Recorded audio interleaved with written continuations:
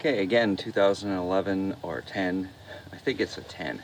I don't know which. It's a 10 or 11. They're the exact same damn car. 2-liter Kia Soul. Doing plugs and plug wires. It's got 100,000 kilometers on it, so time for plugs and wires. Although the manual says 160 for the plugs, because I think they're iridium or platinum, or one of the two, the original plugs. Anyway, clean your engine first, make sure there's no gunk and dust that's going to fall down inside the plug hole when you pull the plugs off. So I've wiped everything off. I'm going to be detailing it afterwards, but we'll do this one. This one's easiest to get to. It's the plug wires right out front.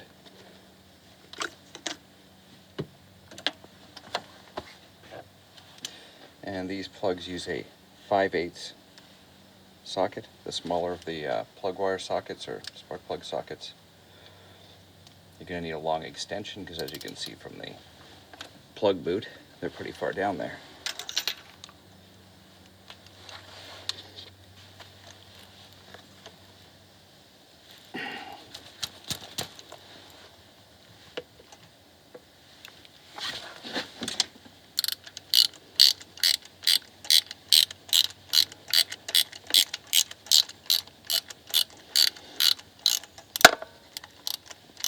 Obviously counterclockwise to pull out, clockwise to tighten.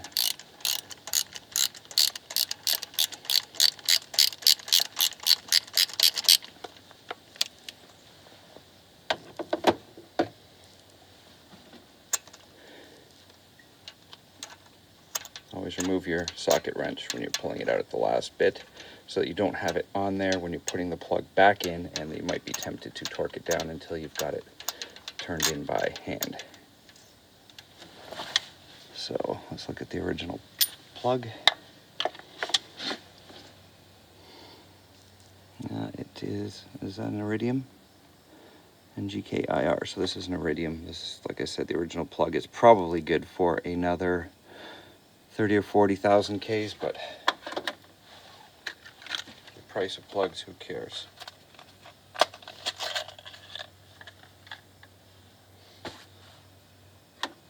So we'll compare new and old plug. This one's an iridium, this one's a double platinum, so they're going to be a tiny bit different.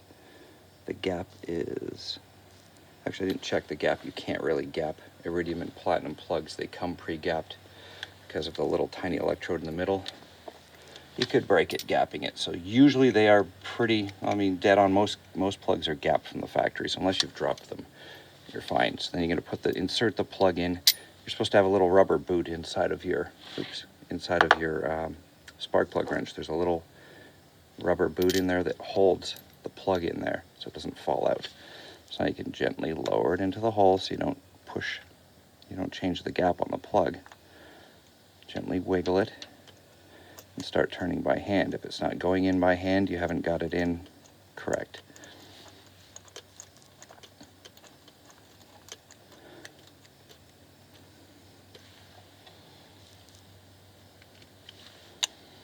And now once it's in and tight, you can continue tightening. And I always say that in order to tighten these so that you don't, let's get that camera up the tiniest little bit, so that you don't put too much torque on a spark plug and wreck the threads or wreck the head, because that's really expensive if you do that. Hold your socket wrench in the middle. Don't hold it by the end. Don't grab the end of the handle. Hold it in the middle and turn in the middle, and that will basically give you the 10 to 12 foot-pounds of torque that you're looking for.